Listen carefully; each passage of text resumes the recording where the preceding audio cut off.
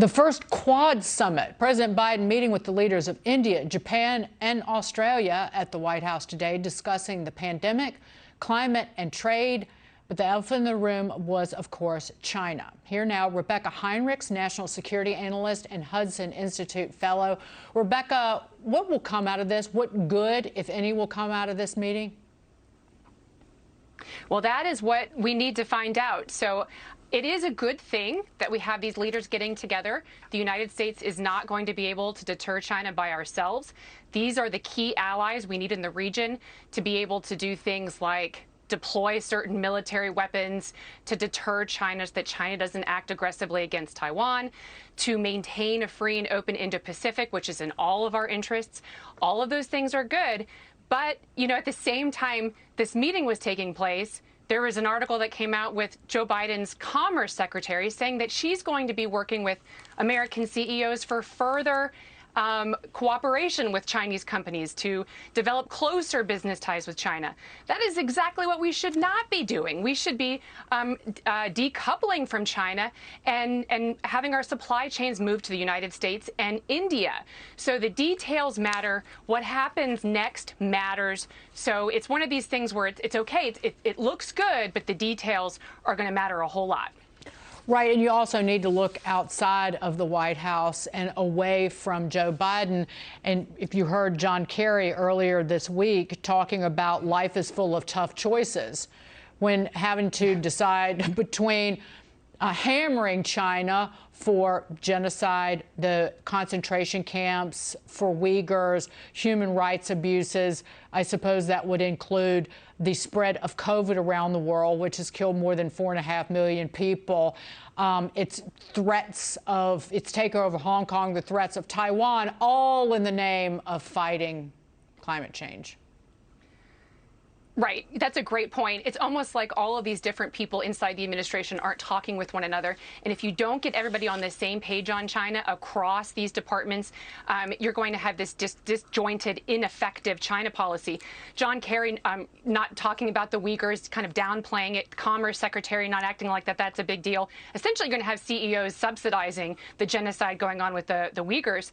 And then this no mention of coronavirus and still going after Americans for things like not getting the vaccine when they should be taking that kind of hard tone and hard approach towards the Chinese Communist Party, who is responsible for this pandemic.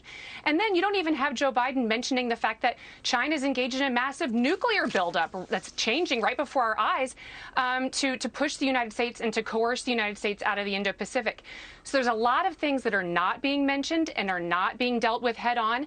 And those things are fundamental if the United States is going to come out on top of this major power competition we have with the Chinese Communist Party.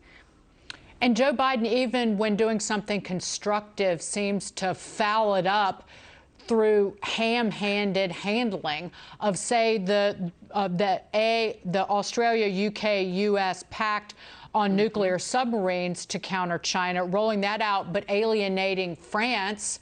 The French ambassador pulling out of the United States as our oldest ally. But on that, even if you talk about the Prime Minister of Australia, that when we were pulling troops out of Afghanistan, Australia found out about the withdrawal date from the U.S.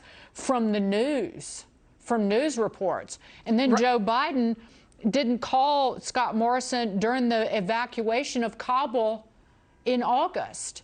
So at every turn, despite what the president says, he's screwing over our allies here, there, and everywhere. Well, that's exactly right. And remember, Joe Biden said that he was going to fix these alliances that he thought were mismanaged by the previous administration. You know, the Afghanistan, there is going to be an Afghanistan effect with our allies who have been appalled by, continue to be appalled by. I know there are Canadian citizens that are still in Afghanistan. So, I mean, that was a debacle, and that's going to have real impact. You brought up the nuclear-powered submarine deal with the Australians. That's good.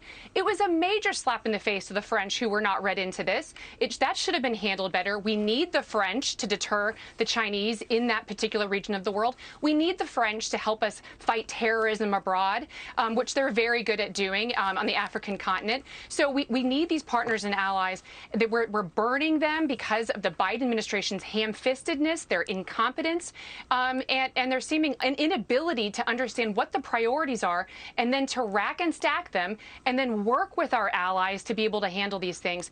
The other thing, too, the mishandling of Nord Stream 2, of waiving sanctions on Nord Stream 2. So you're going to have the Russians have this ability to economically coerce our NATO allies in Eastern and Central Europe. That's a fundamental error, because we need NATO to be strong and to deter Russia while we take on China as well.